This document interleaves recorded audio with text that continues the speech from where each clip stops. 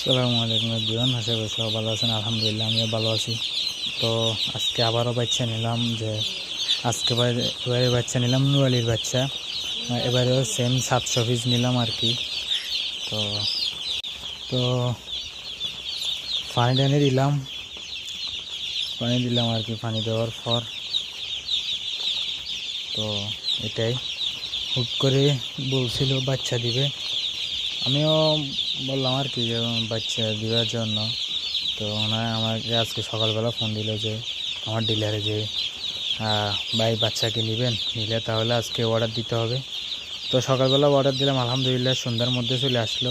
সন্ধ্যার মধ্যে মিস হচ্ছে ধরুন 10টা বেজে গেছে আর কি বাচ্চা আসতে আসতে আমার কাছে।